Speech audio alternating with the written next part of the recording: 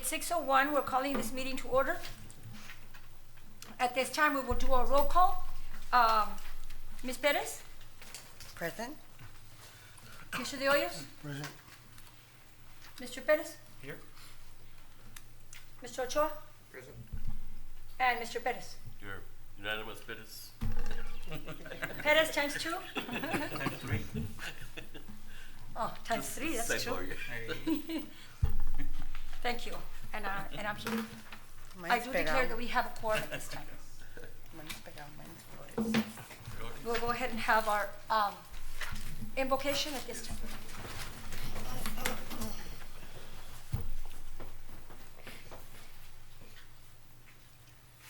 Heavenly Father, as we gather today to conduct matters of business for AGUA Sud, may you give us your guidance, wisdom, and knowledge to make the best decisions for the ratepayers and employees.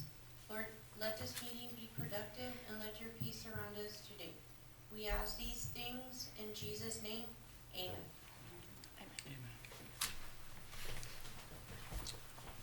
I pledge allegiance to the flag of the United States of America and to the republic for which it stands, one nation, under God, indivisible, with liberty and justice for all.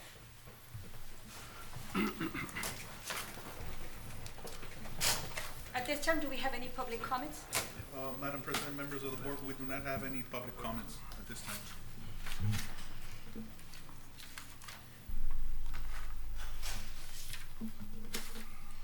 There are no public comments? No. Mr. Salinas? No public comments. Okay, we're gonna go ahead and move on to number 2. Minutes, the approval of minutes for November 4th, 2024, for the AGUA Sud Board meeting. So moved. Second. A second. Everyone in agreement, say aye. Aye. Opposed, say nay. Public hearing on order adopting a revised 2024 water conservation plan and drought contingency plan. Yes, Madam President, we would like to open it for the public as a public hearing for this item. We did have a signing sheet. At this time, we don't have anyone that signed in for the public hearing for the 2024 water conservation plan and drought contingency plan for a revision. So, Chairman, do we need to wait a minute or? I mean, if we don't have any public comments on it, I can lay out just briefly what this draft order does. Of course, later on in the agenda, there'll be an action item. This is just really for to take public input on it. But what this order does is it would amend the district's rules and amend its draft drought contingency plan.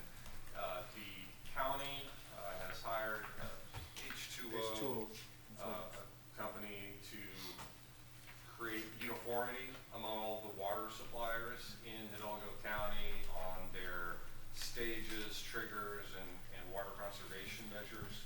And what this does, while not adopting their proposed plan, it brings their triggers and conservation measures, our existing DCP, more into conformity and uniformity with the other entities. Essentially, the major changes of what this proposed order will do is shift the, it'll do two things in particular. Commercial development will be allowed, or a better way to put it is, there will not be a moratorium on commercial development until the reservoir levels reach a combined level of 15%. Currently, it's 22%, but the district has been allowing variant, those requests to go through based on variance and showing a bid cost. So that'll move it down to 15%, basically allowing commercial development to continue and not be hindered by the current water levels. On commercial residential development, it's going to be moving that threshold, what is currently 22%, down to 20%. Now, General Manager will talk about where we're at later on in General Manager's report, but the short and sweet of it is moving it down to 20% isn't going to change the current moratorium on residential if it's moved down to 20% because that level is currently below that. But it means that, you know, with any rainfall, it would be more likely to allow residential. And residential development, you know, can still be allowed based on a showing of the variance procedure. So currently, we're now at an average, we're at approximately 19.7. So even if we approve, or it's approved, the revised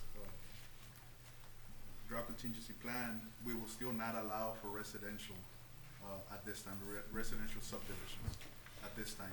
Beginning in January, we'll still be under the same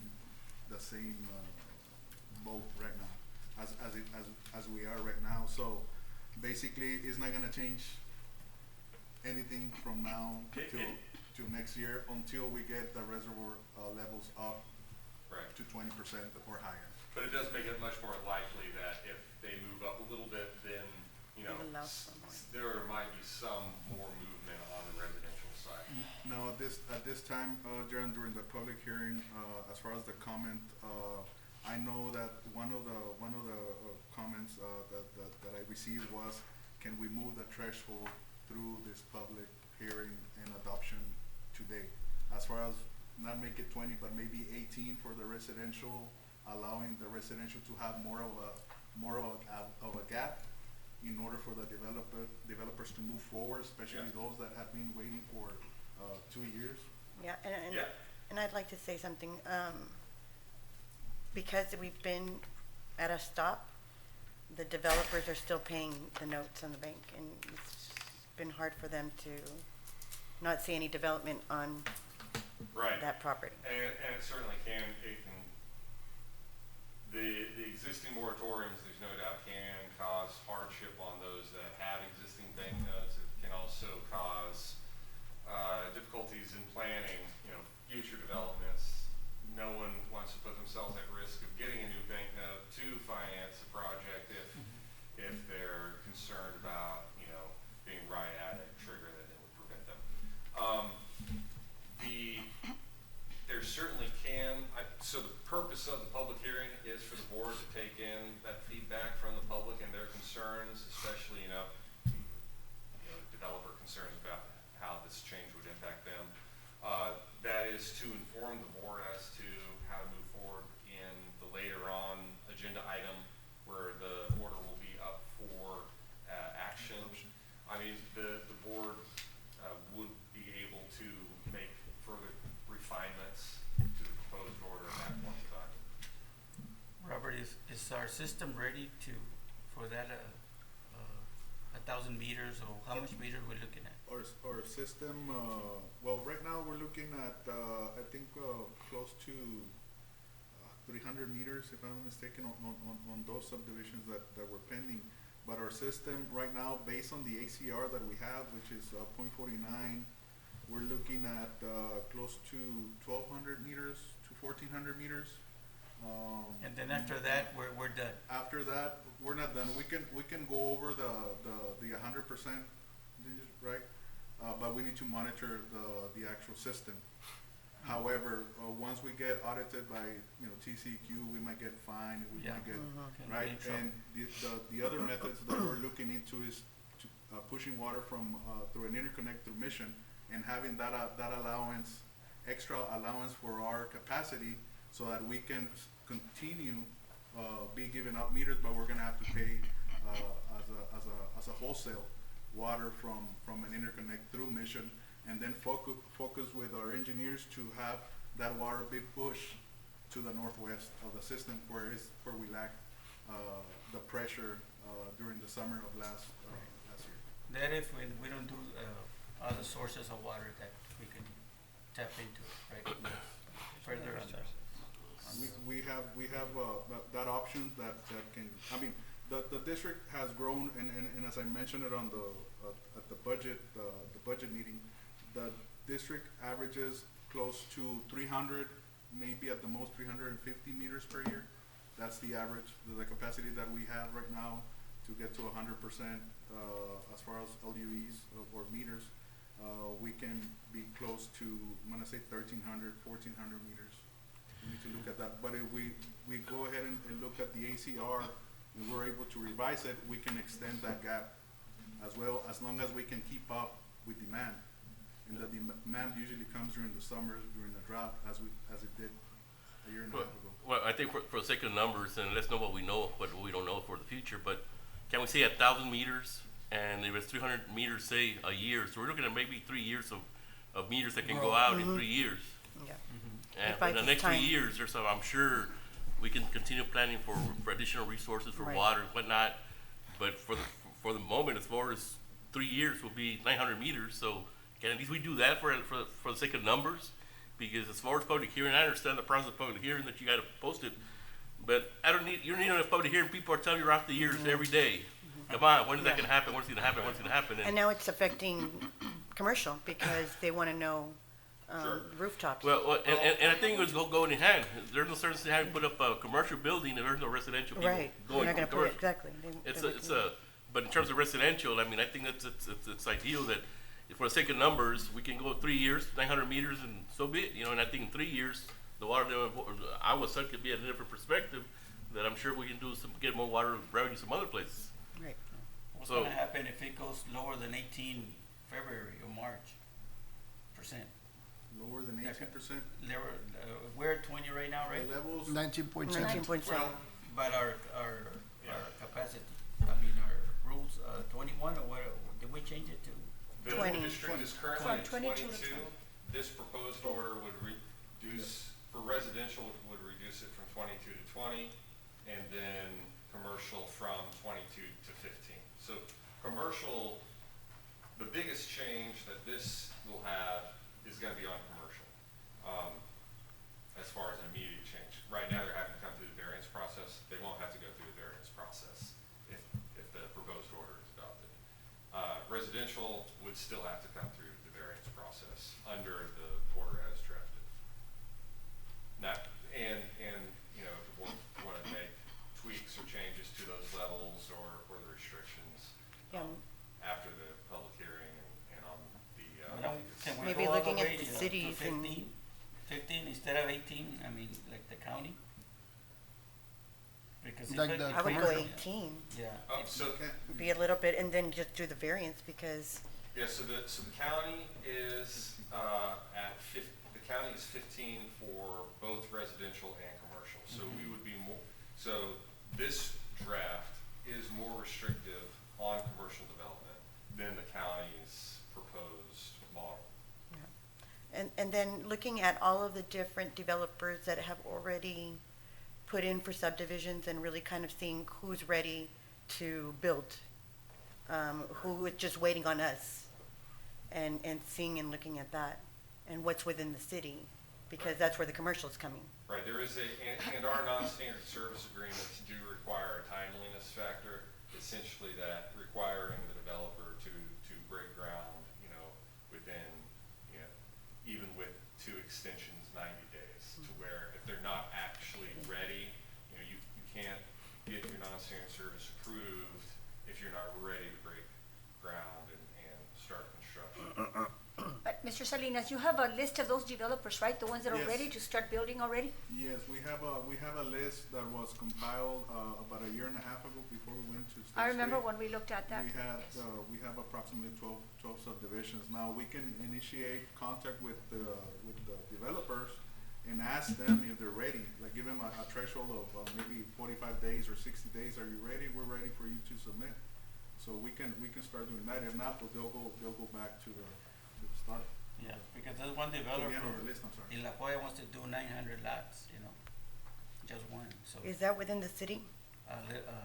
Or is that yes, county? The city.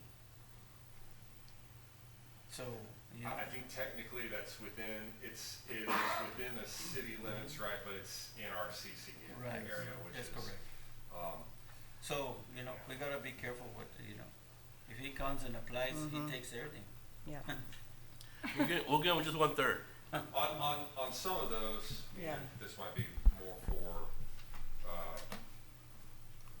But maybe putting some sort of, like you said, making sure that they build within the 30 days. specifically on that issue, there's some things to talk about that we can talk about in the executive session under the Yes, sir. system capacity, issue. There's some legal things that we can discuss there, but agree that there's some solutions to some of these that are potentially workable, where we would be able to match capacity increases to new developments, and then others where that wouldn't work, but we can go into the details of that later on. Since we don't have any public comments, I think it would be appropriate if the board is done with the current discussion of it. Obviously, it would be item 15 later on in the agenda on the specific order. But if the board is fine with the conclusion of this current one, we can probably close the public hearing and then open up for the next public hearing. So we move on to number 4, public hearing on the Yeah, to close proposal. it. That's Yeah, exactly. Yeah, we'll want a motion to close. I'll make a motion to close the Does public anyone have a hearing. Second. Does everyone agree? And I'm sorry, just for the record, who made the motion? Mr. Mr. Perez, second, Mr. Perez. 617. Mr. Perez. Mr. Perez and Mr. Perez. So, Okay. All those in favor say aye. All those opposed? Motion carries. So we move on to public hearing on the proposed 2025 operating and capital improvements budget. Yes, Madam President, on this item, of course, we have to open it for public hearing. As of now, we do not have anybody that signed up for the public hearing as far as the signing sheet that goes. But basically, as you all know, the district held a workshop.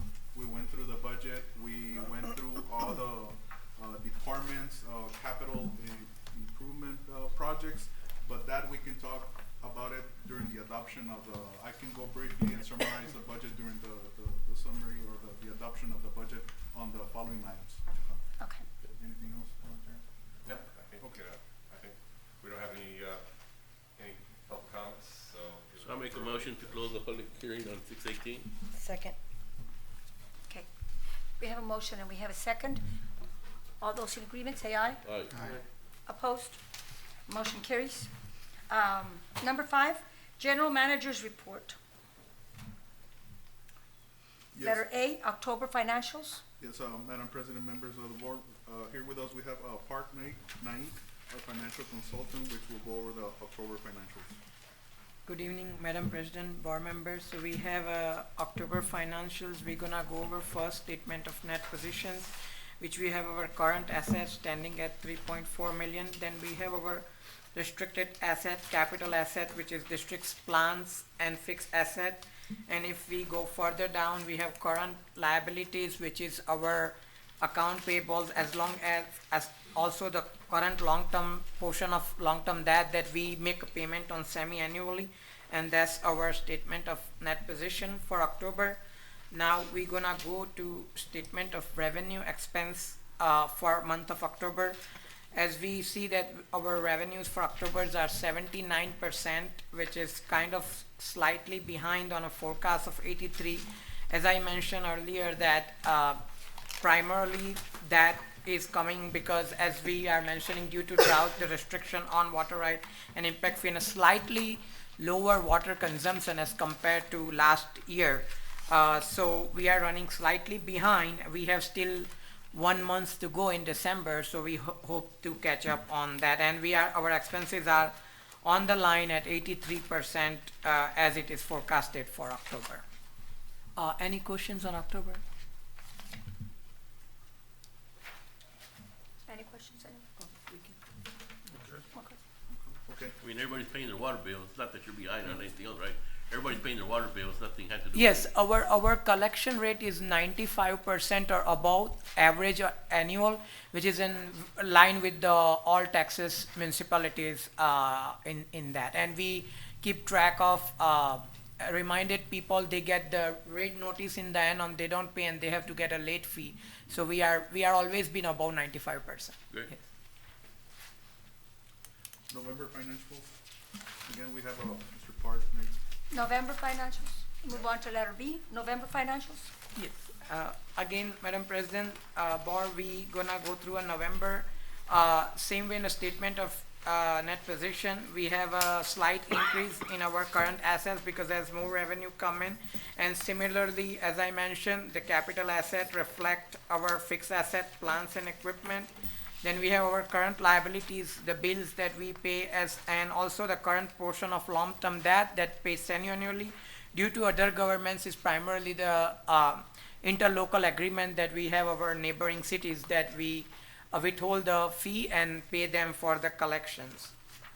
Now we move again for statement of revenue and expense for November.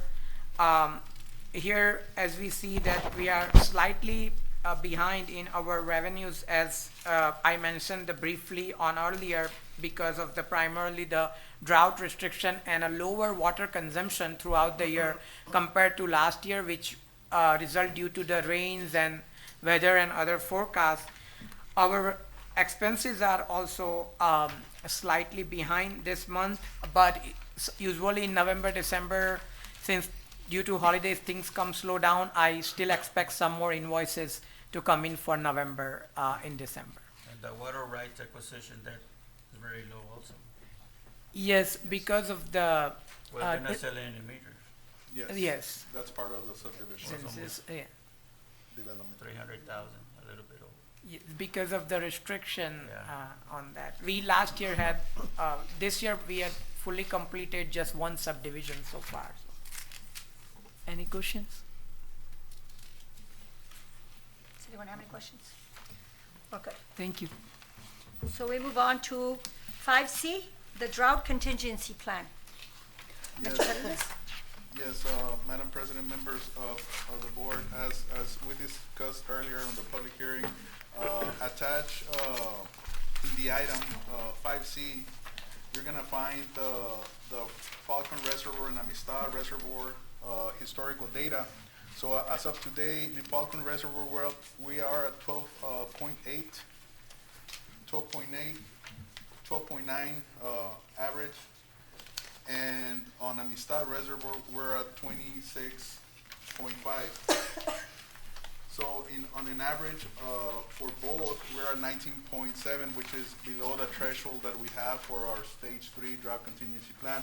So basically, this is just historical data, just to reflect the numbers that we had on Falcon and Amistad from a year ago till today, which basically in Amistad hasn't changed much. However, in Falcon has changed from 16.4 to 12.9 as of now.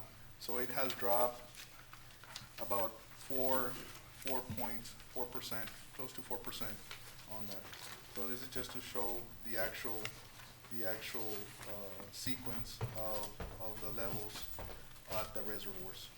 So just for informational purposes.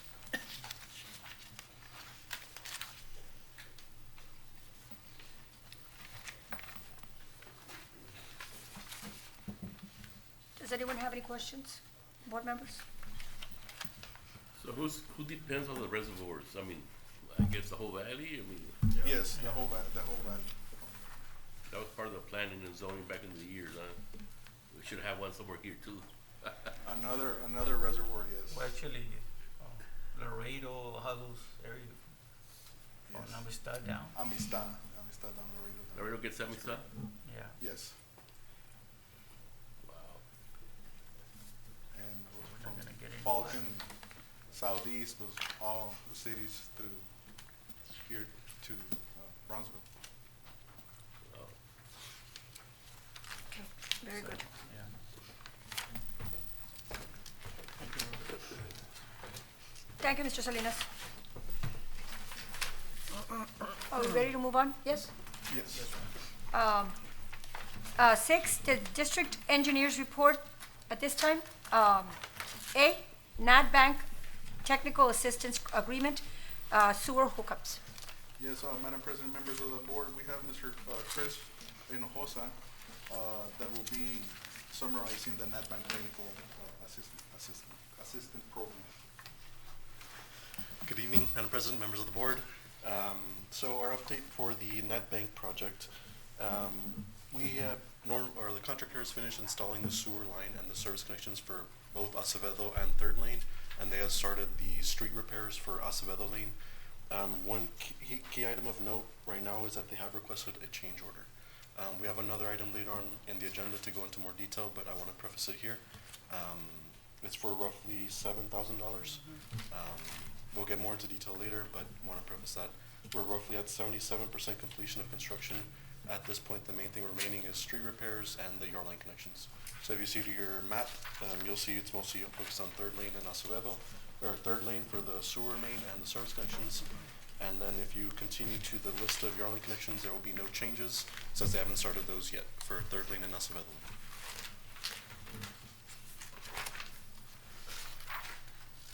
These are not the part of the 273 hookups they're having in Palmview, are they? No. For these, we're doing, I think it's a total of there's a total of 90 yard line connections. We're at 46. We're at 46, so we're like halfway there. The remaining are 2 more streets. Say. All right. Yeah. I think started somewhere. Just asking. Are there any questions? No, sir.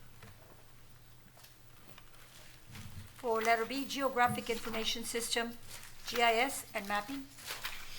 So for the GIS and mapping system, at this point we have completed all the subdivisions and all the sewer mapping. So this mapping for 13 miles of sewer and I believe those 18 subdivision has been completed. And so we're just need to meet with AGUA to go over it and make sure everything's satisfactory, and it's pretty much completed. And everything has been completed as scheduled. So there'll be a GIS mapping for the whole AGUA set layout or what? Correct. So part of this project is we're catching up the system because there's subdivisions from, at this point we're up to 2020, and so we still have 2020 to 2024 going to 2025 to map out, and there's sewer Almost lines. 2025. Because all the water's mapped out, but not all the sewer. There's some sewer, but not all of it. Yeah, we're gonna be focusing on Sullivan, completing Sullivan system, sanitary sewer system, and then we're gonna jump into the Palmview this next year, Palmview sanitary sewer system, so we can have it mapped out through a GIS system, and then we can also reference that through Google as well. As long as it's not a drone. As long as it's not a drone, okay? That'll help with the TechDOT project so that they know or can see. Also as well, but right now, of course, SAMS is working on the TechDOT project, which will implement the new water line and sanitary sewer line also as part of All of that, yeah. the GIS. So anytime that we need to look at it, we'll have up-to-date information. Yes, correct. For number 6, letter C, SH 495, Veterans Boulevard, Utility Relocation and Adjustments Project. Yeah, so for SH 495, we have completed the 90% construction set. We're hoping to have 100% for the end of this month. Potentially with the holidays mixed in, it might be to early January, but we're on schedule and we should be meeting, Ms. Pettis, I know you mentioned it, one of the board meetings, we met with the City of Palmview at their board meeting, so we're gonna have a follow-up meeting with them soon to discuss interlocal, so I'll be sure to shoot that email to you. Okay. To make sure you're in that. Yeah, and Mr. Perez too, I'm Mr. sure Perez. would. Yes. Mr. Pettis. Yeah, we're meeting, I guess to catch up Mr. Perez. Very. with Jerry. It's been in the books for the past 10 years, I think. Pretty much for this project, we're relocating the water line based off of a widening for a TechDOT road. With that relocation, since we're adding in a water line, we're mentioning to City of Palmview if they want to add fire hydrants along all of SH 495 for veterans, but it would be coming out of their pockets. And they're not adding, or they're adding? Sorry? Are they gonna be adding the fire hydrants? It's up to them. It's up to them, pretty much, yes. But So- they haven't said that they are or they're not? No. They haven't said. Pretty much the last meeting we had with them, I was at their board meeting, I believe, last week. Their main thing was to establish an interlocal to make sure both AGUA and the City of Palmview understand whose responsibility is what, and to have that outlined clearly, which I think is no issue. It's just clear to make sure that their fire hydrants have pressure, Yeah. and that they respect the water line owned by AGUA. And just to anticipate the growth of the city and have Correct. those hydrants Correct. available. And then did they say that they were going to propose the interlocal, or did they want us to propose? They wanted to start discussions, so Okay. nothing in concrete yet. I've been pushing for that meeting, so hopefully soon, but I'll let you know as well. How fast does that need to happen? Because I think you guys are moving pretty fast. Yes, Right. we're moving pretty fast. Hopefully within this next couple weeks, we get the yes or no. As long as we get a thumbs up that they're good with it, and as long as the interlocal standard or agreement is met, I'm hoping within the next 2 weeks. Yes, because in that note, we need to meet with, also with, of course, TxDOT, the county and Palmview, because we need to work out, the AFA, the Advanced Funding Agreement, where AGUA is gonna participate maybe with, close to $6 million on that, so that we can go through a joint, construction project with TxDOT. So we need to have those numbers, or a yes or a no, or an agreement from the City of Palmview in order for us to put that estimate into the TxDOT AFA. The city engineer's gonna be involved too, he needs to, right? The city engineer from Palmview? I'm not sure if Mr. Leo has. No? It's not necessary. Not necessary? It would be mostly up to the city if they want the infrastructure, because it'll just be a simple fire hydrant, and I don't know if it. And getting the estimate. And the estimate, right. Especially on the open areas.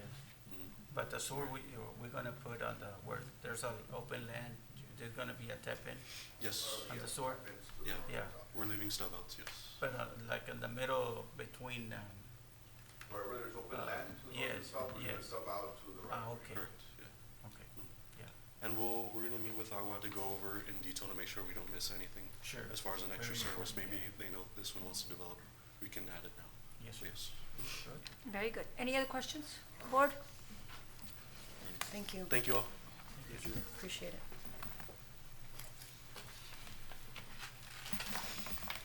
So at this time, we close this section, or No, we just move on? good with it. Number 7, discussion and possible action authorizing general manager to solicit requests for qualifications for energy consultant services for the district. Yes, Madam President, currently, we have Reliant, as a provider for electricity. Currently, we have a contract, the contract will end April 30th, 2025. And right now, we have, I guess, I can mention what we pay per kilowatt, but it's, 0.0595 per kilowatt hour. So, at this time, this item is for the request of qualifications for an energy consultant services for the district. It was a 3-year contract? This one was a 3-year contract, yes. 3 I remember when it came, yes, a 3-year And contract. did we have a consultant back then? For this contract, no, actually staff, finance department, work on getting, quotes from different, providers. And this is how we came out with the contract, and we presented it to the board. But before then, there was a consultant, So is it necessary or can Yeah, it be right. in-house? Because that'll be another expense. Expense, exactly. Yeah, direct, like, for See, them to come and it's give you a just, bid. yeah. we can, Jaren, So- we Yeah, I mean, it really is up to the board on how the board, would wanna go about it, whether potentially, I mean, my recollection, or I believe staff's, not my direct recollection, but relaying the recollection of staff is, in the past, having an energy consultant has saved the district before, in getting good rates. I think the test would be to see if we can get a rate offer, perhaps directly, and then see if a consultant can beat that rate. Generally, consultants, the district wouldn't want to pay them. I think they get paid as a commission out of the contract, and so it's money from the actual provider Yeah. that they get a commission from. And so, I mean, whether what is a better option or not would probably just be down to the actual numbers of what can we get Yeah. versus. Will they what can be, they- will they offer that? Will they tell us like, okay, you're gonna get the better rate with us as opposed to the rate that we got? I think, I mean, are they gonna be, I think So it's, just like solicit, right, to like go and ask and look yeah, for, right? this is just authorize the general manager to solicit RFQs. So we can I think look that'd be something that the in-house and the a RFQ consultant and committee compare, right? could certainly, look at to say, hey, this is what we can get, can we beat this? right? if I was Once- thinking, I went to consult in the city, and the consultant will get bulks of kilowatts, so he will get bulks of kilowatts, and then sell it to different entities, and that's how we're able to get some some lower costs. Yeah, as far as the consultant, so it very depends on the consultant how he can work it out. As long as Yeah. it's not that it's not passed on to us, like the rate, you know, Yeah. like tariffs, for example. Yeah, like yeah, no. Sure. somebody's going to end up, the consumer is going to end up Yeah, paying. I don't see, something. honestly, I don't think there's any, from a legal side, any downside to going out for RFQs, just to see what's out Yeah. there. Yeah. It's certainly, I mean, the 'Cause we board is can gonna always have the choose. final say in Yeah. considering those responses and deciding whether they wanna go with someone or do it directly. Next meeting, Robert's gonna have a lot of information for us. Yeah, but on that, I know that, I mean, we rely on the actual cost, right? Cost per kilowatt, but also there are other There's a lot of costs. fees. There's transmission fees and Yeah. there's other fees that really, hike up the cost that we pay. But the first question they'll ask is how much you need, and they'll go based on that. Okay, so much. Based on the what's your kilowattage, history? Give on me the your- yearly yeah. kilowattage, okay. Is it possible to have them do a presentation and then from there we can ask questions? Because I'd like to ask questions. I think once we go out and advertise, then we can get, if you like, it can be through a workshop or it can be through the committees first and then bring them to the board meeting. I mean, however, but we have structured And- the committees Okay. so that they can look into it first before it comes into Yeah. the. And so That would be good. So the with an committees first? RFQ, we always have that, with the RFQs, we have providers that are willing to give us prices. We can always opt to either go in-house or with a consultant, With them. whichever is beneficial to the district. Right. The decision is just to go for RFQ. Well, it's always going to be whatever's RFPs. more convenient to us. That's Right? okay. I mean, Or I hope so, yeah. Second? motion by Mr. Perez, Jerry Perez. Mr. Second by Mr. Ochoa. All in favor, say aye. Alright. Opposed? Motion carries. So we move on to, what was I at? Number 8, discussion and possible action authorizing general manager to solicit requests for proposals for public-private partnership of a groundwater brackish desalination plant.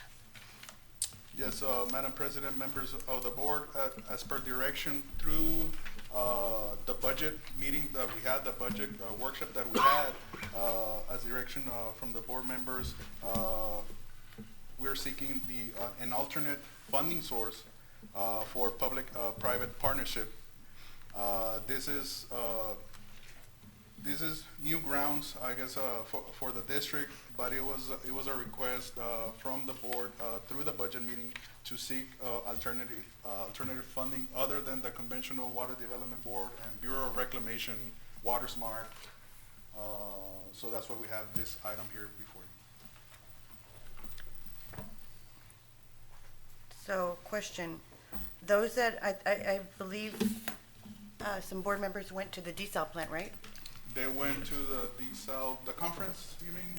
Or was both? I would like to hear some. There was feedback there was a that we didn't get. desal conference, and there was a trip also to a desalination plant that is almost to completion. Right, so what this item is not going through the normal means of funding, which is through the Texas Water Development Board, some grants, federal funding. We're trying to, this is to solicit proposals from private money, right? Correct. So, well, it's, there are essentially two different ways to go.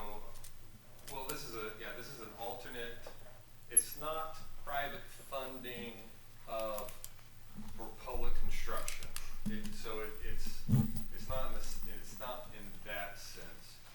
It is a private-public partnership in the sense that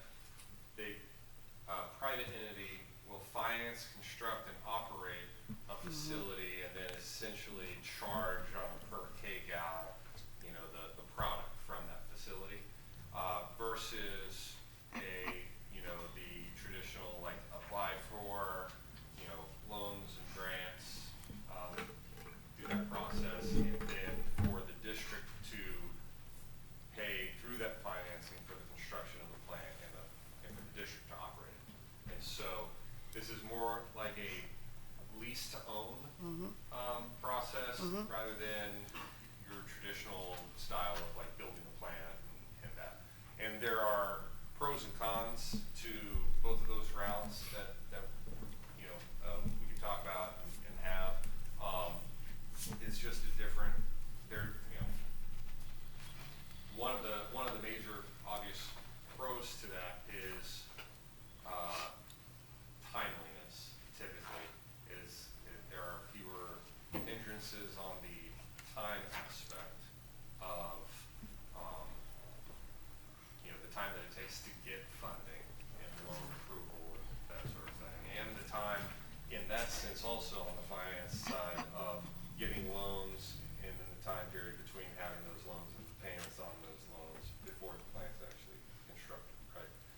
So am I correct in saying that Alice is the only one who has the P3? I believe in Texas, In this area, yes, yeah. I wouldn't There's confirm other that. ones in West They're the Texas. pioneers of, But I think in Texas, I think they're the, Mr. Perez, do you recall? they mentioned someone else, they mentioned. Oh, yeah, but West Texas, I I don't recall, but, is this, Oh. In this region, I think. Yeah, Yeah. I feel, Yeah, I they- read up on it, and again, y'all went to the They- plant, but are they, is that plant operational yet? Because they said it was gonna be the second half of, or the second quarter of 2024, they were gonna start. I believe it will Water. be, early Was next it year. working already? early next year, we went by, I think they can, whoever company we choose, apparently this is just RFPs, but whoever company comes in, there's service source, either Texas, they went, like Ali's, like city manager was saying, they went partial, grant and partial themselves. Yeah. I And- think they invested about $12 million on doing the well only, and then this company came and then did the whole, project. So, I mean, it's pretty neat, water comes out, next second, the water comes out clean, better And- than the water you have in front of you, so. My only hesitation is that we haven't even done a feasibility study yet. I mean, I like Mr. Norris, Leal's presentation. I'd like to hear a little bit more about him. I know that Dallas took 10 years even before they started this. It was Yeah, 10 it's years, been and a I while. don't, and I understand we don't have, time like that, we need it now. But I still would like a little bit more information, especially since we don't have a feasibility study. My concern And- was when Mr. And then I'm sorry, go ahead, finish. And then, the fact that, once we have that feasibility, then start looking at the RFPs. Well, And- that feasibility study, this company, there's a lot of ways to go about it, but this company, they would do, because they will waste all their money, they will put, I don't know how much, $20-30 million and they're gonna make sure they're gonna be selling water to us. I mean, if there's no water in the ground, there's nothing, I mean, it's not we're not wasting any money. You talking about It's up Norris to Dale? them. Or it's like City of McAllen, right now, City of McAllen is doing 10 Yeah, million gallons but a they've- day. They're looking into 10 MGD, Yeah. yes, feasibility. And But- they've had but they got bonds the and money, yeah, to. They got the money, we don't.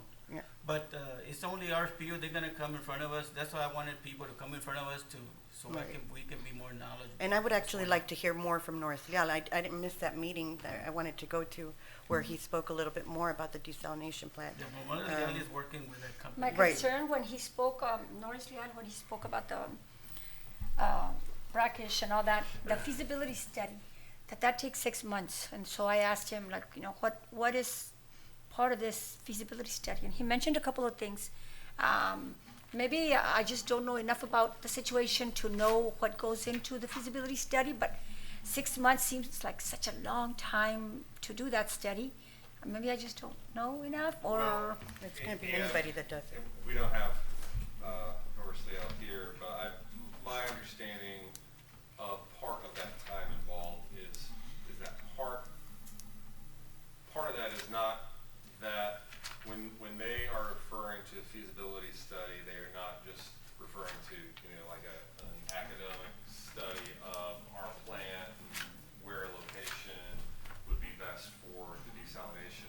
They consider the test wells to be part of the feasibility study, because that's what you have to do to really, determine the actual water quality And I know that, I'm sorry, of the particular site, because the water quality can vary. I believe my understanding is that the city of Dallas, they did not, and correct me if I'm wrong, Robert, but they did not do test wells as part of their feasibility study.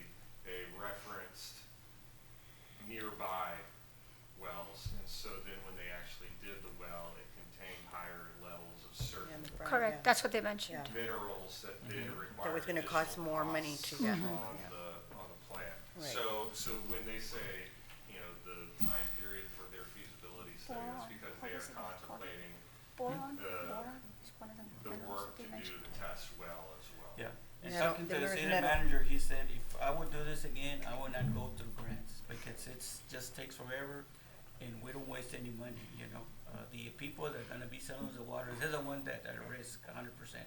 Us, we're just gonna be buying the 3 million gallons a day, that's our job, buying the water from them. Yeah, so my understanding, correct me again if I'm wrong, Robert, my understanding is the city of Alice had already done a feasibility study several years ago, and then as Mr. Perez said, did the grants and everything for their wells. And so what their PPP project was actually just the desalination. They did the connections from the wells to it, and the PPP project was just the desalination. So one of the things, that is a question for the district is, what would be the full scope, if it was to do any kind of PPP partnership, then what would that scope look like? It could look like anything from nothing to everything and every step in between, right? I mean, the scope is fully flexible, but this, this would, I think the agenda item was very broad, in looking at all the options, what would the district put as the parameters of an RFP? Well, probably pretty general because it depends on, what would a full scope look like, and how would that PPP partnership ensure that the district is not having to absorb unreasonable costs? So for example, right, the district wouldn't want, part of the benefit to the district, or one of the pitches of the PPP project is that it is not carrying the risk of, say, the expenses and cost of having a dry well, or a well that, you do the test of the well, because essentially your test well is what will become your actual well Correct. if Yes. it leads to good results, right? But with But that, if it like that doesn't, case with the You don't want chemicals, those costs to be absorbed. with the price of the chemicals that they have to pay, would it be incurred by that private company or by that district? By the company. By the By the company. Because it's And gonna be a That's- that turnkey would be, project. Something- that would be Right. something that That you would be- do in the turnkey. negotiation. Yeah. That would be something good, With yes. any kind of deal. And we add everything up. Yeah, when you add all the chemicals, all our employees, all the electricity, everything, I mean, it's like no follow. They're doing it right now. They've been doing it for the past 15 years. McAllen has one. I mean, I think Rio Grande is gonna start one too. I mean. And I'll say, the district, just because a PVP company, had a particular contractual, the district is able to negotiate in And put whatever is in safeguards. the district's best interest Correct. with any entity, and just because,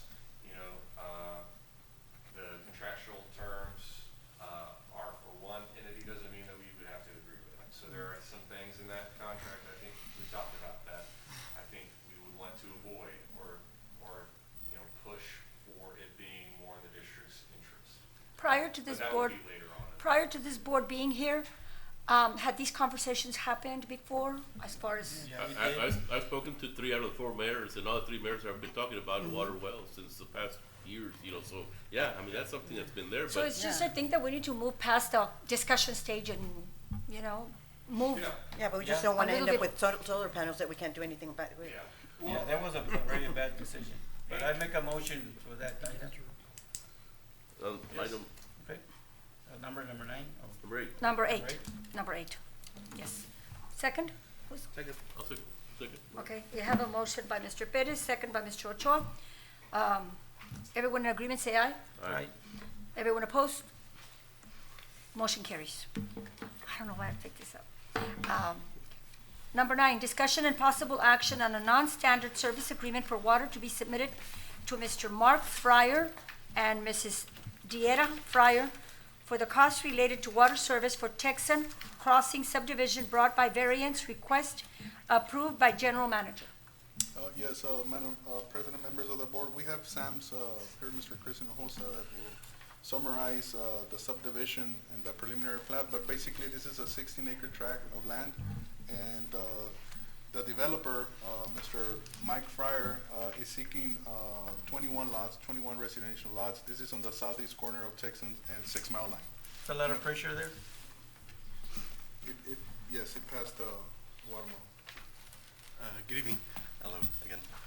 So yes, the SIR that you have in front of you is currently the draft. We received the model results this morning, and everything did pass. So we do have sufficient pressure and pressure for both fire and domestic. This subdivision has been a while on the pipeline. Yes, this subdivision was brought to the board at the last board meeting for approval as a variance, and it was passed through a variance, yes, but this has been, this was approved by the board about 18 months ago. I don't have the exact date, but yes, it was approved by the board, and I brought it before the board at the last meeting, seeking direction, and we talked to Mr. Pryor, and he was willing to submit with the new fees that the district has. So So moved. 16 acres, what? 21, 16 half correct me acres. if I'm wrong, 21 lots on 16 21. acres. Okay. Ms. Perez, the motion. I second. Ms. Perez has, you made the motion? Yes. And seconded by Mr. Perez. Everyone in agreement, say aye. Aye. Everyone opposed? Motion carries. Can we put it in the press now? Number 10, discussion and possible action to approve an interlocal agreement with the City of Mission regarding temporary sewer services for La Mansión Health Clinic subdivision and Silverwood subdivision. Yes, Madam President, these two subdivisions, members of the board, these two subdivisions, La Mansión Health Clinic subdivisions and Silverwood subdivision are in the vicinity of Moorfield and 495, north of 495. So the City of Mission has an active sanitary sewer line along Moorfield where these two subdivisions are willing to connect for them to have a sanitary sewer service. To Mission. To Mission. Now, in prior years, the district and the City of Mission have come together via an interlocal agreement for AGUA to build City of Mission sanitary sewer service Yes, sir. temporarily. Once we have our active lines, then the lines will connect to our system as well. So basically, the interlocal, it's a temporary interlocal Sure. for us to build the sanitary sewer that will be treated by the City of Mission. So Silver already has water, just needs sewer. They need, They Water already and have sewer. water though, on Silverwood. subdivision. One second. Yeah, but on, okay, so there's two La Mansión Health Clinic, it's a two-lot subdivision Yeah. where they need both, right, water and sewer. On Yeah. Silverwood subdivision, This is a new the same project thing. with the county. Water- It's a three-lot, if I'm mistaken, it's a three-lot subdivision, Yeah. but we'll go through the NSSA process, but it's a three-lot subdivision, commercial Oh, okay. for that subdivision, yes, sir. And this is a great project that they're building there in that area because it's gonna be services for our community. So it's a commercial subdivision. Commercial subdivision. It's Oh, a- okay. It's a new clinic that they La got. Mansión, is that the one where, Is Right next to the where the mansion. elections take Yeah. place? That's I what thought it it is. was they a just- subdivision that's okay. across Okay. on the other Yeah. side Yeah. of 45. On this okay. side, but they just got a grant to have a health clinic for our community. Yeah, but Oh, there's a that's so residential, isn't it, awesome. towards the other side? There's a residential subdivision on the other side. Well, yeah, on the one in front that where Yeah. all the political signs are. No, I'm talking about further down on the right-hand side, there's a subdivision right next to Dollar General or General Dollar, whatever that is. No, that's No, a- that's on the other before. side. That's Yeah. far as before. No, this is, yeah. There's like a little This is street in front. Yeah, yeah. que Dollar corre del General. daycare para frente de la Memorial o la Irene Garcia. That's Capricornio No, subdivision. It's no. brand new. That's brand new. You're saying on But that's on the 495? other- Yeah. No, it's before No, that one has 495. been Before. approved Okay. and constructed Yeah. already. Okay, There's I got you. already streets and drainage and water and so. Let's go for with that that. subdivision. Yeah. Oh. All Okay, right. So That's moved. right next So to moved. the. Just asking, sorry about that. okay, I have a Yeah, motion to process approve or by what's Ms. it? Perez, The second by storages. Mr. Perez. Everyone in agreement, say aye. Aye. Right. Opposed? Motion carries. Number 11, discussion and possible action on a non-standard service agreement for water and wastewater to be submitted to County of Hidalgo for the cost related to water and wastewater service for La Mansión Health Clinic subdivision brought by variance request approved by General Manager contingent on executed interlocal agreement with the City of Mission. So moved. That's it. Motion by Ms. Perez, Jerry. second by Jerry. the other Mr. Perez. Everyone in agreement, say Yay? Aye. And everyone opposed? Motion carries. Number 12, discussion and possible action on a non-standard service agreement for water and wastewater to be submitted to Mr. Erlin Madrigal for the cost related to water and wastewater services for Silverwood subdivision brought by variance, request approval by general manager, contingent on executed interlocal agreement with City of Mission. Yes, Madam President, members of the board, as we were discussing in prior items in reference to the sewer, if I can get your attention to item number 12, which reflects on the second page, reflects the location map. So basically, this is across the Mansion Health Clinic on the east side of Morpheus. So that's the subdivision. Again, this is a proposed 3-lot commercial subdivision, and it's approximately 1.37 acres. Do you know what they're gonna build there? Or we don't know yet? So right now, Chris, do you recall? No, they haven't. It's just services and lot. They haven't. But once they bring the actual commercial building, then we'll adjust the LUEs. And I just- Or something, I don't know. I just want to say thank you to Sames, Chris, for having these maps that really kind of answers a lot of questions beforehand. Yeah, no? Yes, thank you. Thank you for having that, because that does help. The location maps. They Yeah, it help. helps us to Give you kind a of, visual. it's hard because some areas are growing so much, so it's easier to follow. Yeah, a lot of my prior questions were like, where is this property? Like, reading it from the other maps, the engineering maps, it's difficult. But this one is good. Thank you. So move. Okay. Need a motion? I'm on number, Yeah, motion from Ms. Perez. number 12? Yes, number 12, I have a motion by Ms. Perez and Second. second by Mr. Perez, Rick Perez. Everyone in agreement, say aye. Aye. Opposed?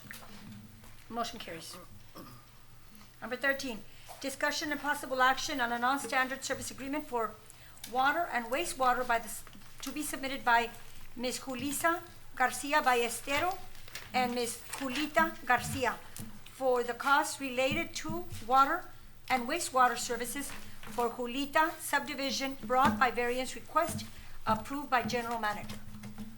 Yes, Madam President, this lot, it's on the southeast corner of Bensten and Expressway. Basically, it's across Jack in the Box here. So they're requesting a commercial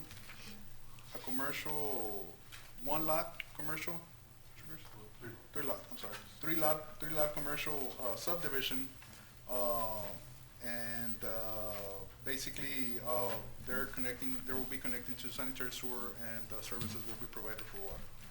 Maybe have anything to add on this subdivision? I don't believe so. It's just 2 lots where you have existing infrastructure, and 1 lot is just gonna be vacant for the time being. And one's a daycare, the other one's, I believe, a restaurant. So they're just adding the services formally something. That's on the one on the east corner, on the east side of the, What's el patrón, right? What's that? Yes. There's a restaurant there That's a at the restaurant. corner, I don't right? know. It's been in so many different. Yeah. He's And got then there's several like a names, that watermill. restaurant, right? Yeah. I still move. second. Who was the one that? Mr. Jerry Perez made a motion, and Mr. Teodos. Mr. De Hoyos seconded the motion. At this time, everyone in agreement, say aye. Opposed? Motion carries.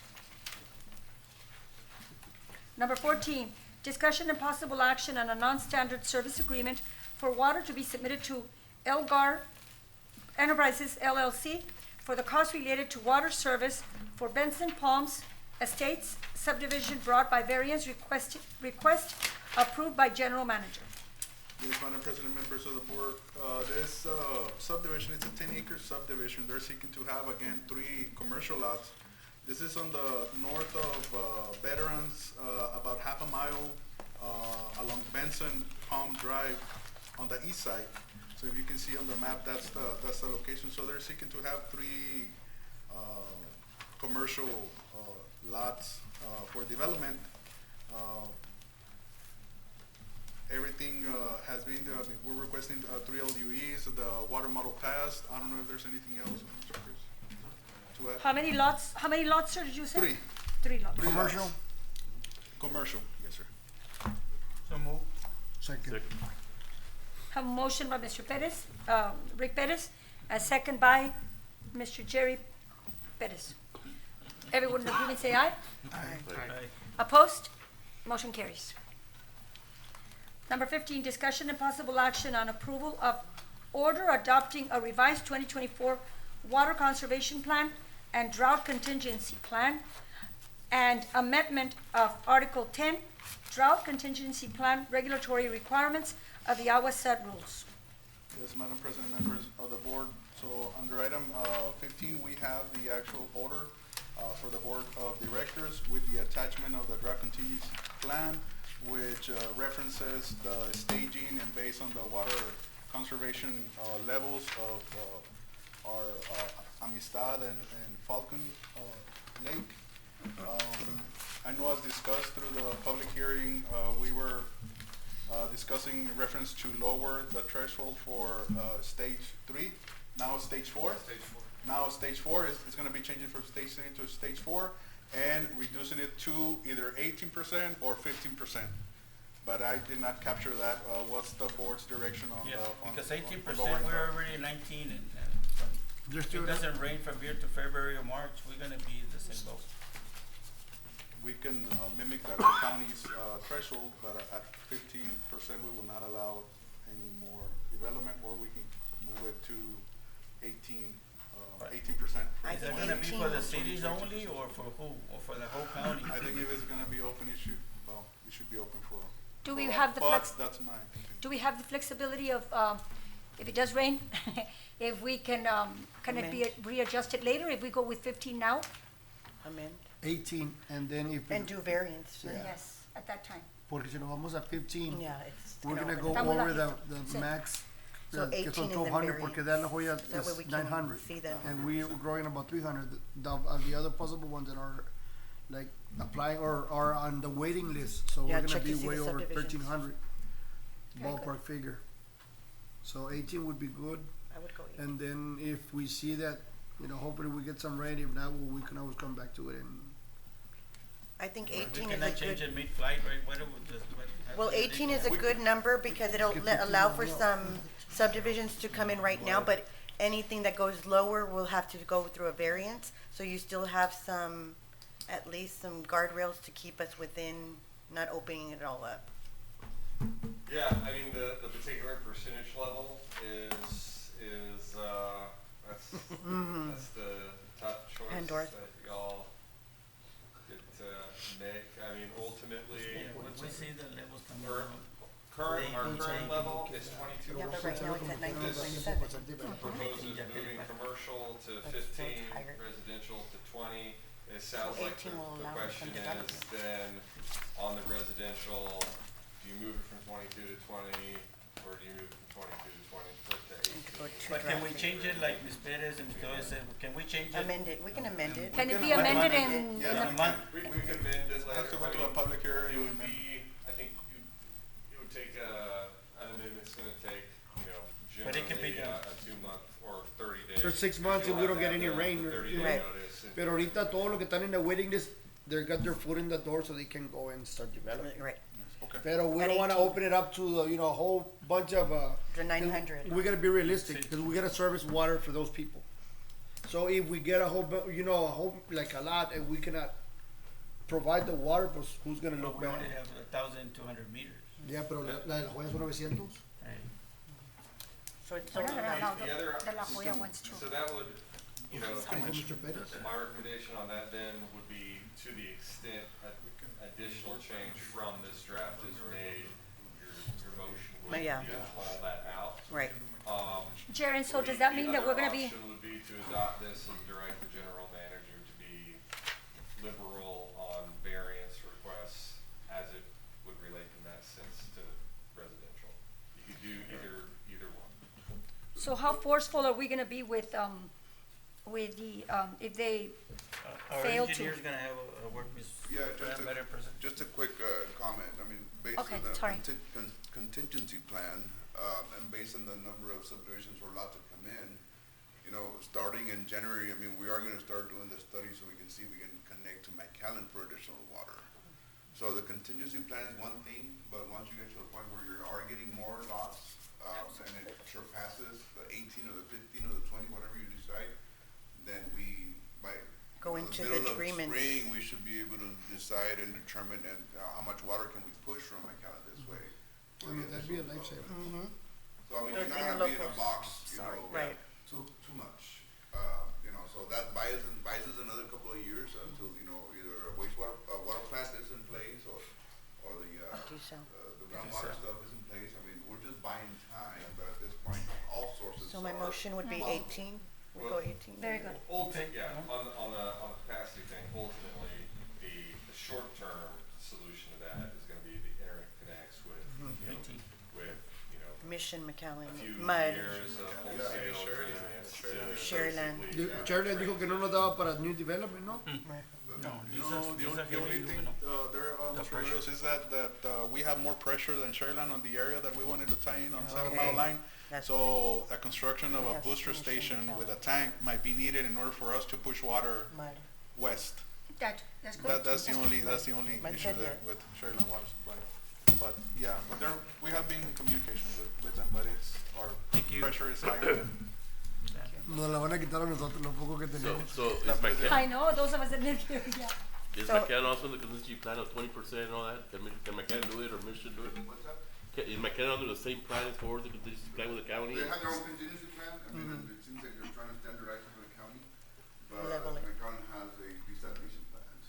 Yeah. Oh. Push water, you know. Yeah, okay. Yeah, as far as the drought contingency plan, Mission did adopt the counties as it is, Yeah. And McAllen. without did too? modifications. But But McAllen McAllen, I tiene haven't heard from McAllen, but they do Que have their own el contingency, casco drought contingency full, es plan. agua de Yeah, so if we need water, they can push water this way regardless. Okay. With potentially some capital improvement costs. Yeah. Yeah, If push to- water for north the, or- for the pressure aspect, but yeah, I mean, it's there available for the temporary, so, I mean, it's certainly, there are certainly options that the district can take if lowering the threshold causes, you know, a meter rush, but I think as Mr. Perez has pointed out, I mean, there's not a whole lot of wiggle room to where seeing how things play out, we might be back here after a public meeting again. Well, when we're 18.25, we have a meeting. So I could make a motion to keep, to lower it to 18 instead Second. of the 20? Stage 4. That Yes, way would we be allow under- Specifically, that would be, Under the drought, that's stage 4. yeah, lowering the stage 4 threshold from 20 20% to to 18. 18%. Okay, I have a motion by Ms. Perez, Second. second by Mr. Perez, Rick Perez. Everyone in agreement, say aye.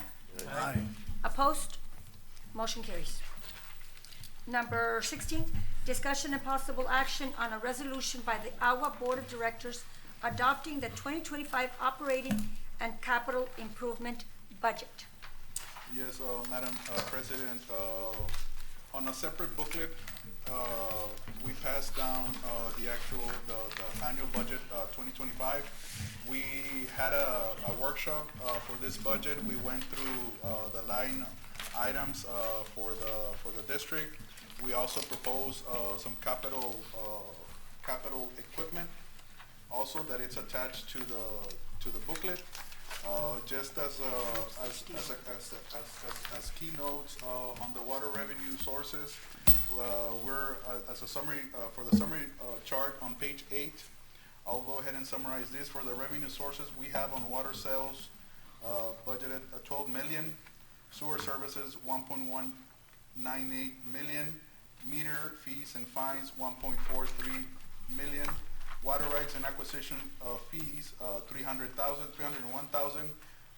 Interest income, 300,000, and miscellaneous another 22,000. So that's where the money comes from. So where the money goes, and that's on the expenses. So we had forecasted on debt service and fees, $3,894,219. That's 30% of the budget. Personnel services, we're budgeting, as far as an expense that is gonna happen probable, next year, with full employees, 69 employees throughout the whole year, $3,922,258. That's again, close to 30% of the budget. Contractual services, we're looking at $2 million. That's 15%, of the budget. And cost of water production and treatment, we're looking close to $2 million. That's another 15%. Then repair and maintenance, $869,250. Supplies and materials, we're seeking $379,350. That's 3% of the budget. So basically, this is the summary on a snapshot that these are the revenue sources that we have, and these are the expenses. And of course, the budget booklet will go into more detail as far as the services needed, the expenses that we're gonna accrue in the next year. We have also, as we all know, we talked through the budget, the rate order, which is gonna, again, it's gonna increase. We're going into our third year of the approved rate order as well. We mentioned enterprise funding. We also went over organizational chart. We went over the positions that we have. We went over the summary personnel and benefits. We are including our new health rates. We are including the increase on the TCDRS, which is the retirement system as well. We have our capital, I guess the department request for capital purchases. We have them divided through departments, from distribution to the 492 plant, Abram plant, Sullivan wastewater plant, and then a project in one of our Sullivan lift stations as well, and a remodeling here in the secondary building, in the annex building as well. On the separate booklet that we have, or the second booklet that we have the financing proposal. We talked to the board of directors in reference to purchasing vehicles and some of the equipment that the district is in need of. We are opting to go through a government capital loan, which is going to extend the first payment for the following year. So through the summer, I'll be bringing possible items on the purchase of this equipment via a government capital corporation loan. And it'll be, for example, it'll be a 5-year loan. So the first payment will begin the following year, which is 2026. That is why, as of now, it's not added into this next year's budget. So, but we'll bring this item, we'll bring the agreement, and hopefully the rates will go down once the new president takes office. All these trucks, equipment, when are we gonna sell that one? The one we're gonna replace? The ones that we're gonna replace, probably once we receive the new ones. So I'm looking, if, let's say, if we order equipment during the summer, it usually takes 4 to 6 months, Albert, before we get a vehicle. So probably we're looking towards the end of next year, we're gonna sell the equipment that we're not gonna need. And also, we have an agenda item that we're seeking to surplus some of our generators and some of our. Can we reduce the debt with that money? We reduce the debt with that? Yes. Then we were buying a truck that we. Oh, yes, we can definitely use that funding to pay the note. Very good.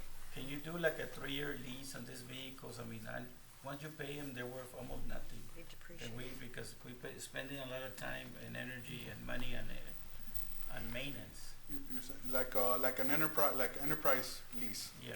We can. That's one of the options that we were looking into, is having them through a lease program where we can replace them every 3 years. years or 2 years. Yeah. That's something that we can bring to the board on If we, On like, that? get us a cost Yeah. Yeah. versus buying it. Buying, yeah. On the water sales, is the fee included, the minimum, the base fee? the $20, new is base. that included here Yes, on the water sales? the new base fee. Yeah. Yes.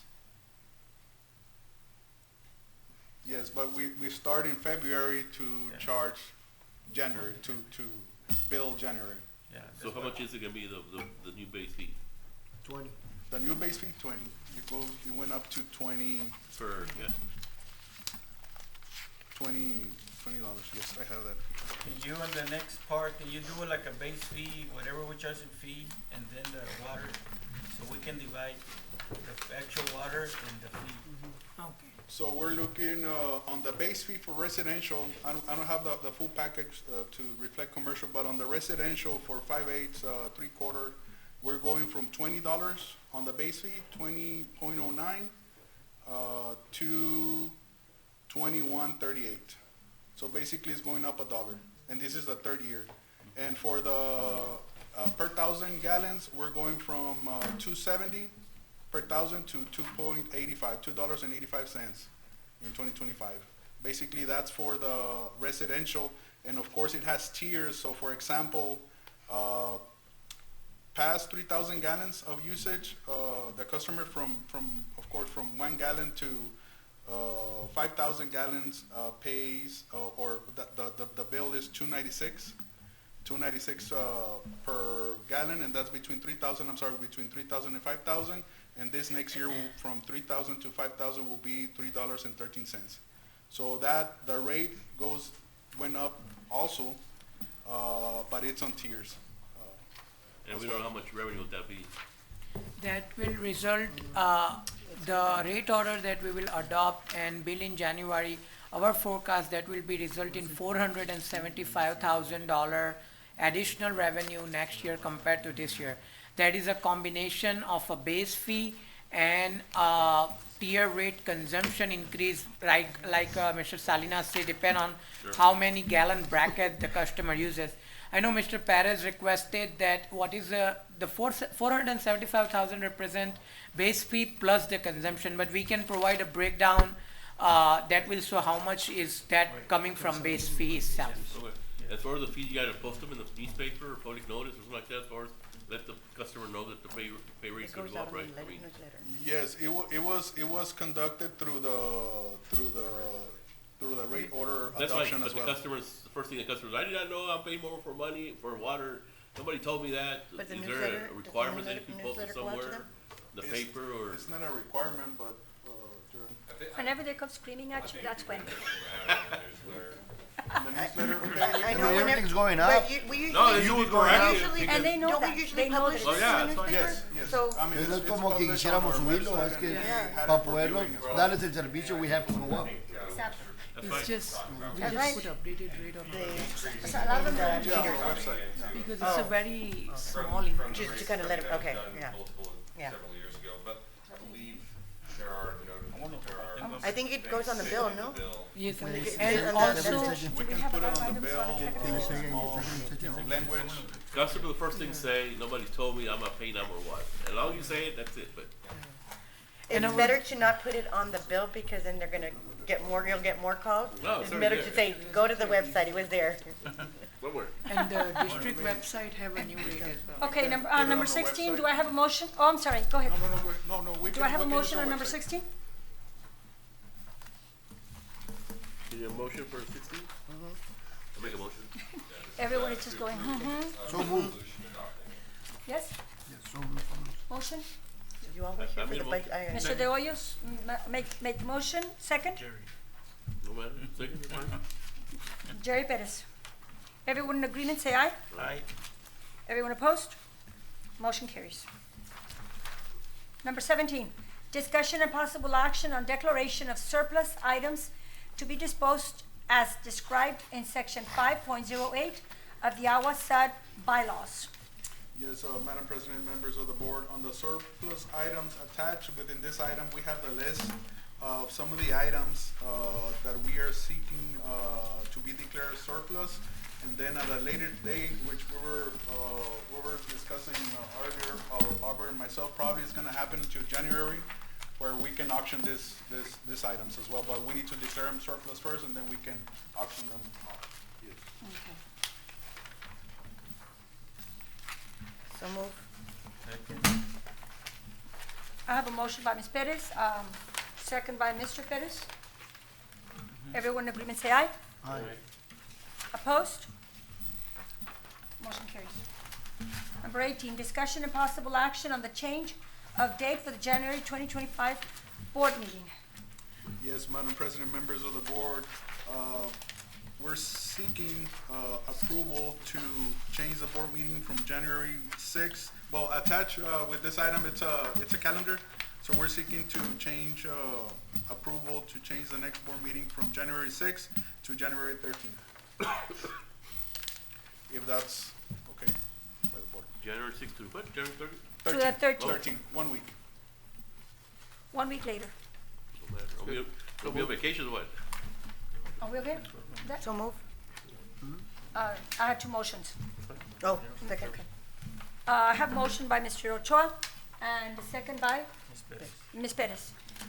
Everyone in agreement, say aye. Opposed? Motion carries.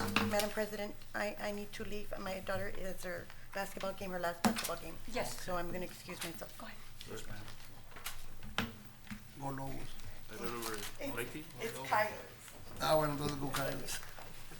Thank you. Okay, number 19, discussion and possible action to approve customer request for an order from the AGUA Board of Directors to amend Article 3 of the district's rules, Section 3, -12, action of separate fire suppression water meter, proposing discounted base minimum rate for 501c3 nonprofit organization. Yes, Madam President, members of the board, I would like to recommend to take this item into executive session for further discussion.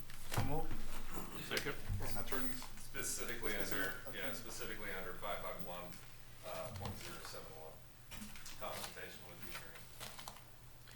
I got a motion by Mr. Perez and a second by Mr. Perez. If y'all can figure it out wherever I look. Mr. Perez and then Mr. Perez. Everyone in agreement, say aye. Aye. Opposed? Motion carries.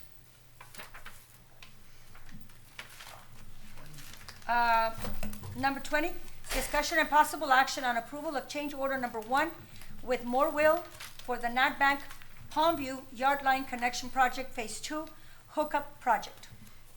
Yes, Madam President, members of the board, we have Sam's with us here. I know that he mentioned it earlier in the meeting that through the NatBank Phase 2 project, the contractor is seeking a change order of $7,654.32. This is due to yard lines not being correct on the plans, or the measurements correct on the plans being longer as far as linear footage. Okay. That it's needed to have services completed for those 2 homes, Mr. Chris? 2 homes? That's the only change order we received from them? As of now, yes. I'm not sure, Mr. Chris, out in the field this week, today or last week, if there's anything else that might be pending on. No, I don't know. Yeah, the only change order's been this one. There's nothing new has been brought up. It's just been this for the additional linear footage that is needed for the yard line connection. And it was just for 2 homes for the first section that we did. And they haven't started the other yard line connections, but those may potentially be more. Hopefully not, but we'll see. Pero, We'll see. my question is, like, who more or less made that, was it you guys that said, well, Determination. so many linear feet or stuff like that? Or? That was from design engineer, from M2. From, See. Because pretty much, to my understanding, the way it was explained to me, not by M2, I was reaching out to them to confirm, but the way Morrow explained to me was they set up the project assuming that all of them were going to be between a range of 151 to 250 linear feet. And then for some cases, the homes had a connection on east side, west side, north side, south side, so they needed to do the whole loop. And so for that, they ended up going over the 250. And so they had 2 homes, I think it was a 270 feet for 2 homes, where they need to go all around the entire home to connect. But then there's other homes that's gonna be less though. Correct. So they should have, because they're not gonna reimburse us for those other ones. Correct. So we should be able to, you know, hey, those were, like, they can take two for the team, you know? So the way One. that's correct. So the way it seemed, because there's a medium, short, and the long connections. All of them were assumed medium. There are some that are short. However, the bid that was accepted, the price for the short and the medium were the same. So even though there is short, there's no price deduction, unfortunately. That's what I'm saying, you know, because in material wise, being realistic, okay, Right. well, we allotted, let's say 170 feet per the short, but they just used 120. Right. So they should have the material, because there's, again, like you just said, there are some long ones and there are some short ones. So they, you know, What happens during this scenario? case like We- that, we yes. don't approve it, the job delays. If they don't use the It's about entire, 75%, how 77% complete. complete? Yes, sir. So Well, there might be another change order coming up. Potentially, yes, sir. When we talk Palmview Yard Line Connection Phase 2, what are we talking about? Where So at? we're talking about Green Road, Green Road and where? yeah, South Goodwin, south of the expressway. south of the railroad tracks. And that has 233 people still out, still, right? no, don't use that yet. Oh, no. I'll be asking that no, question that's- sometime. That's not the, Hey, we're gonna get to them by next fall, that's okay. everybody asks about their under the areas. engineer's report, there's a location map of the, under the engineer's report. If you look on the second page, you'll have Item this. 6A. All right, 6A. 6A. Shows the line that I'm currently working on. I mean, So, I personally would say that, you know, because I'm like Mr. Perez said, there might be more, so we're not getting like credit or whatever for the ones that are shorter, you know? Yeah, we don't wanna So- stop that project for 7,000, but can you talk to him? Yeah. We need to approve this, I think we need to. And Robert talked to him, hey, what do you foresee? I mean, I think they already have a walkthrough through all the houses, they already know, right? they haven't started on the homes, so they're not But gonna know. they haven't done a walkthrough through the job where they're gonna be working, doing an estimate. They have, but until they start digging to find where all those connections are, they're not gonna know, per se. And I don't think they've had. Is the homeowner, obligated to, okay, he's gonna be you need to connect from the other ways or not? They need to the connect to homeowner. everything. Like if we do one, we bring the connection to one side. Uh-huh. Him going, porque pues si no, imagínate si lo van a hacer like all the way around. Sí. You know, is there like an obligation for the homeowner to connect like the other three? I don't believe so. No? Correct. So the change orders were $7,600? Correct. I so move. Second. I mean, how much revenue you can get from there? Have a motion by Mr. Perez, Jerry Perez, seconded by Mr. Rick Perez. All those in agreement say aye. Okay. Those opposed? Nay. Motion carries. So the other didn't want. Okay, as provided by the Texas Open Meetings Act, Texas Government Code, Sections 551.071 hyphen 551.091, the Board of Directors may convene in a closed executive session to deliberate, discuss, or consult regarding the matters listed below on proper motion and approval of any of the items set forth above. Under Texas Open Meetings Act, Texas Government Code, Section 551.071, consultation with attorney. And it'll be A, personnel matters, B, system capacity, and C, rate order. I so move at 7:30 go into executive session. I have a motion to go into executive session at 7:30. Do I have a second? Yeah. Second by Mr. Ochoa. At this time, we will go ahead and move into executive session.